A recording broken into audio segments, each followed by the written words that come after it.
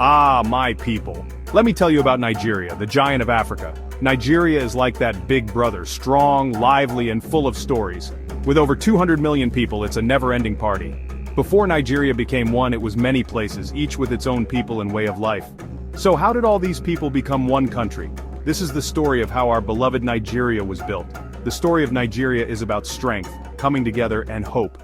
It's a story still being written by all of us. Long before the British came, our land was full of great kingdoms. In the north, the Hausa kingdoms and Kanem-Borno Empire were powerful traders, crossing the Sahara with camels and goods. Their cities, like Kano, had strong walls and wise emirs. In the southwest, the Yoruba had the mighty Oyo Empire and the ancient Ife Kingdom, home to incredible artists. The Benin Kingdom in the south was famous for its bronze artworks, now in museums worldwide. The Igbo in the southeast lived in independent communities, making decisions together and thriving as traders and farmers. There were many more: Jukun, Tiv, Ijaw, Efik, and hundreds of others, each with unique languages, foods, and cultures. Our land was like a colorful cloth made of many threads, beautiful but not yet woven together. Each group was proud, creative, and independent. We traded, celebrated, and sometimes disagreed, but we were not one nation. Our diversity was our strength, even before we became Nigeria. These kingdoms and communities shaped our identity. Their stories are the roots of who we are. But change was coming from across the sea. Soon, everything would be different. The next chapter was about to begin. Then, new people arrived, British traders coming in big ships. At first it was business: palm oil, cocoa, rubber for their industries, and our people were happy to trade. But soon, the British wanted more than trade, they wanted control.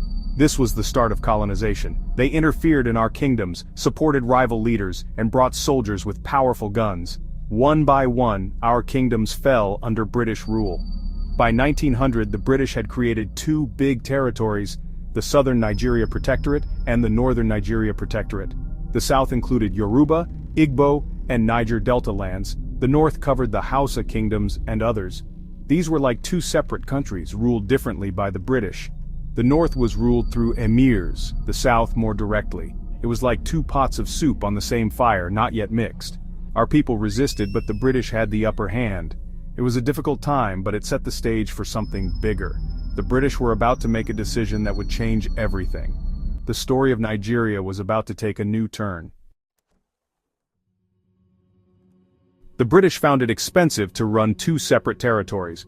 Lord Frederick Lugard, the governor, decided to merge the North and South for easier administration.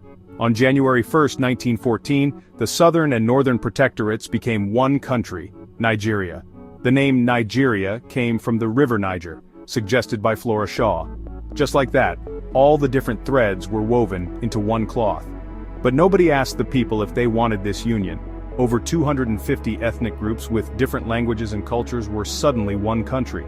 It was a marriage arranged by the British, not by us. The North was mostly Muslim, the South mostly Christian or traditional, with different systems of leadership.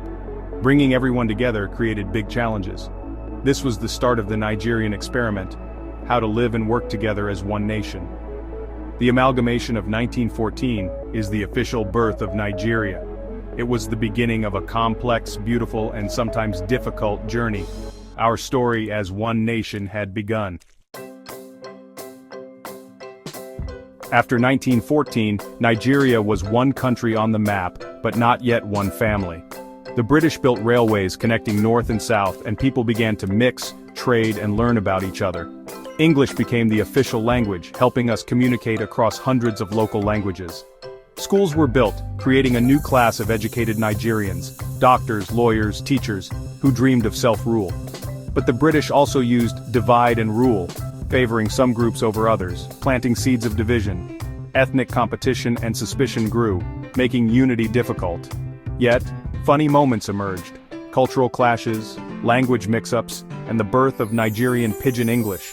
Pidgin became the language of the street, uniting us in a unique way. Our differences sometimes caused confusion, but also laughter and creativity.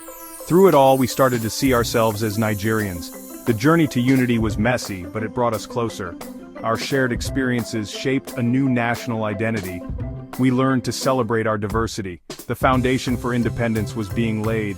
The dream of a united Nigeria was growing stronger. As time passed, educated Nigerians began demanding freedom from British rule. Leaders like Herbert Macaulay, Nnamdi Azikiwe, Obafemi Awolowo, and Ahmadu Bello spoke up, formed parties, and called for independence. They traveled the country, uniting people with the dream of self-rule. The struggle was long: meetings, protests, and negotiations. The biggest challenge was building national unity among so many different groups. After World War II, the British realized they couldn't hold on forever. They organized elections, created a parliament, and slowly handed over power. Excitement and hope filled the air, songs of freedom, dreams of greatness. Finally, on October 1, 1960, Nigeria became independent. The British flag was lowered, and our green and white flag was raised. Green for our land, white for peace. People celebrated across the country, dancing, singing, dreaming of a bright future. We were now the masters of our destiny. The journey from amalgamation to independence was complete. Our story as a free nation had begun. The real work of building Nigeria was just starting. Today, we celebrate Nigeria's birth every October 1st, Independence Day. There are parades in Abuja, speeches, and families sharing food and joy. We wear green and white, proud of our heritage. But we celebrate being Nigerian every day. In our music, our movies, and our daily lives. Afrobeats and Nollywood tell our stories to the world. We remember our history, the kingdoms, the struggles, the heroes. Museums keep our ancient art and stories alive.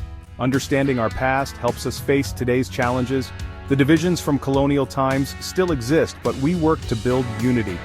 Nigeria's story is one of strength, creativity, and hope. Over 200 million people, each with a story to tell. The birth of Nigeria was just the beginning. Every day we build our nation together, the true giant of Africa. If you enjoyed this journey, don't forget to like, share, and subscribe. Follow us for more stories and let us know in the comments which history topic you want to see